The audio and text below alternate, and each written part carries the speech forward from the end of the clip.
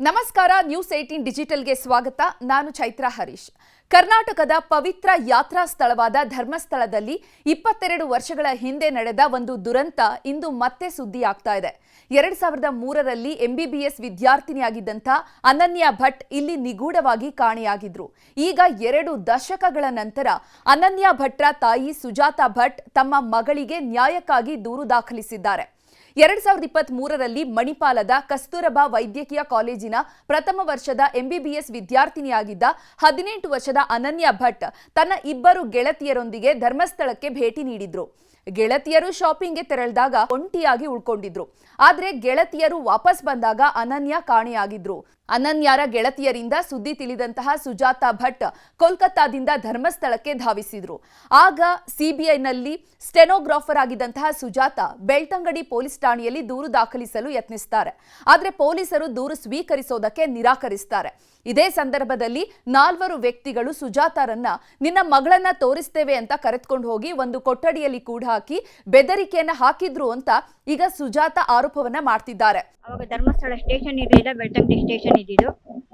ಅವಾಗ ಕೇಳಿದವಾಗ ಹೇಳಿದ್ರು, ನಮಗೇನು ಮಿಸ್ಸಿಂಗ್ ಆಗಿದ್ರೆ ನೀವು ಹುಡ್ಕೋ ಹೋಗಮ್ಮ, ಯಾವನ ಜೊತೆಗೆ ಹೋಗಿರ್ಬೋದು, ಹುಡ್ಕಮ್ಮ, ನಮಗೇನು ಅದೇ ಕೆಲಸನಾ ಅಂತ ಹೇಳಿ, ನಮಗೇನು ಬೇರೆ ಕೆಲಸ ಇಲ್ವಾ ಅಂತ ಹೇಳಿ ಸ್ವಲ್ಪ ಇದರಿಂದ ನನ್ನನ್ನು ಕಳಿಸಿದ್ರು. ಅಲ್ಲಿಂದ ವಾಪಸ್ ಕಳಿಸಿದವಾಗ ನಾನು ಬಂದು ಹೊರಗಡೆ ಬಂದು ಕುಳಿತುಕೊಂಡಿದ್ದವಾಗ ಯಾರೋ 4 ಜನ ಬಂದ್ಕೊಂಡು ನನ್ನನ್ನು ಹೇಳ್ಕೊಂಡು, ನಾನು ನೋಡಿದ್ದೀವಿ, ಬನ್ನಿ ಇಲ್ಲಿ ಕರ್ಕೊಂಡು ಹೋಗ್ತೀನಿ ಅಂತ ಹೇಳಿ ಕರ್ಕೊಂಡು ಹೋಗಿ 4 ಜನ ಕರ್ಕೊಂಡು ಹೋಗಿ ರೂಮ್ ಒಳಗಡೆ ಕೂಡ ಹಾಕಿಬಿಟ್ಟು ಅಲ್ಲಿಂದ ನಾನು ಬೆಳಿಗ್ಗೆ 5-5:30 ಅಷ್ಟೊತ್ತಿಗೆ ಹೊರಗಡೆ ಕರ್ಕೊಂಡು ಬಂದು ಪ್ಲೇಸಲ್ಲಿ ಬಿಟ್ಟು ತಲೆಗೊಂದು ಹೊಡೆದಿದ್ದಾರೆ. ಇಲ್ಲಿ ಮಾರ್ಕ್ ಇದೆ, ಆಮೇಲೆ ಕೈಯಲ್ಲಿನೂ ಮಾರ್ಕ್ಗಳಿದ್ದಾವೆ, ಕಟ್ಟಿ ಹಾಕಿರುವಂಥದ್ದು. 2 ಕೈಯಲ್ಲೂ ಮಾರ್ಕ್ ಇದೆ, ಕೈ ಬೆಂಡಾಗಿದೆ ಈ ಕೈ. ಅಂದಿನ ಘಟನೆಯ ನಂತರ ಸುಜಾತಾ ಭಟ್ಗೆ ತಮ್ಮ ಮಗಳ ಬಗ್ಗೆ ಯಾವುದೇ ಸುಳಿವು ಕೂಡ ಸಿಗೋದಿಲ್ಲ. ಆದರೆ 2025ರ ಜುಲೈನಲ್ಲಿ ಒಬ್ಬ ಮಾಜಿ ಸ್ವಚ್ಛತಾ ಕಾರ್ಮಿಕನ ಆಘಾತಕಾರಿ ಹೇಳಿಕೆಯಿಂದ ಈ ಪ್ರಕರಣ ಮತ್ತೆ ಬೆಳಕಿಗೆ ಬಂದಿದೆ. ಈ ವ್ಯಕ್ತಿ 1995ರಿಂದ 2014ರವರೆಗೆ ಧರ್ಮಸ್ಥಳದಲ್ಲಿ 100 ಶವಗಳನ್ನು ಹೂತಿದ್ದೇನೆ ಅಂತ ನ್ಯಾಯಾಲಯದ ಮುಂದೆ ಹೇಳಿಕೆಯನ್ನು ನೀಡಿದ್ದಾರೆ. ಈ ಹೇಳಿಕೆಯಿಂದ ಪ್ರೇರಿತರಾದ ಸುಜಾತಾ ಭಟ್ ತಮ್ಮ ಮಗಳ ಅಸ್ಥಿ ಪಂಜರವನ್ನ ಪತ್ತೆ ಹಚ್ಚಿ ಬ್ರಾಹ್ಮಣ ಪದ್ಧತಿಯಂತೆ ಅಂತ್ಯ ಸಂಸ್ಕಾರ ನಡೆಸುವಂತಹ ಆಸೆಯೊಂದಿಗೆ ದೂರು ದಾಖಲಿಸಿದ್ದಾರೆ.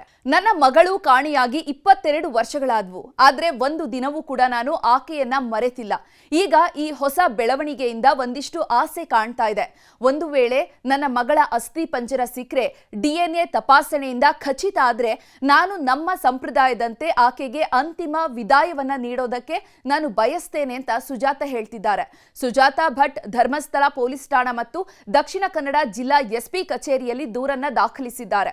Dakshina Kannada SP doctor Arun K ಈ ದೂರಿನ ಬಗ್ಗೆ ತನಿಖೆಯನ್ನ ನಡೆಸಿ ಸೂಕ್ತ ಕಾನೂನು ಕ್ರಮವನ್ನ ಕೈಗೊಳ್ತೀವಿ ಅಂತ ತಿಳಿಸಿದ್ದಾರೆ. ಇದೇ ವೇಳೆ ಕರ್ನಾಟಕ ರಾಜ್ಯ ಮಹಿಳಾ ಆಯೋಗ ಕೂಡ ಈ ಪ್ರಕರಣದ ತನಿಖೆಗೆ ವಿಶೇಷ ತನಿಖಾ ತಂಡ SITಯನ್ನ ರಚಿಸುವಂತೆ ಮುಖ್ಯಮಂತ್ರಿ ಸಿದ್ದರಾಮಯ್ಯ ಅವರಿಗೆ ಮನವಿಯನ್ನ ಮಾಡಿದೆ. ಈ ಆದೇಶದಿಂದ ಧರ್ಮಸ್ಥಳದಲ್ಲಿ ನಡೆದಿರುವಂತಹ ಕಾನೂನು ಬಾಹಿರ ಚಟುವಟಿಕೆಗಳ ಬಗ್ಗೆ ರಾಜ್ಯದಾದ್ಯಂತ ಚರ್ಚೆ ಆರಂಭವಾಗಿದೆ. ಸುಜಾತಾ ಭಟ್ರ ದೂರಿನೊಂದಿಗೆ ಅನನ್ಯ ಭಟ್ರ ನಾಪತ್ತೆ ಪ್ರಕರಣಕ್ಕೆ ಸಂಬಂಧಪಟ್ಟಂತೆ ಸತ್ಯ ಬೆಳಕಿಗೆ ಬರಬಹುದು ಎಂಬ ಆಸೆ ಜನರಲ್ಲಿ ಮೂಡಿದೆ. ಈ ತನಿಖೆಯಿಂದ ಇತರೆ ಕಾಣೆಯಾಗಿರುವಂತಹ ಕುಟುಂಬಗಳಿಗೂ ಕೂಡ ನ್ಯಾಯ ಸಿಗಬಹುದು ಎಂಬ ನಿರೀಕ್ಷೆ ಕೂಡ ಇದೆ. ಅನನ್ಯ ಭಟ್ರ ನಾಪತ್ತೆ ಪ್ರಕರಣ ಕೇವಲ ಒಂದು ಕುಟುಂಬದ ದುರಂತ ಅಲ್ಲ, ಧರ್ಮಸ್ಥಳದಲ್ಲಿ ದಶಕಗಳಿಂದ ನಡೆದಿರುವಂತಹ ಆಘಾತಕಾರಿ ಘಟನೆಗಳ ಸರಣಿಯ ಒಂದು ಭಾಗ ಕೂಡ ಆಗಿರಬಹುದು.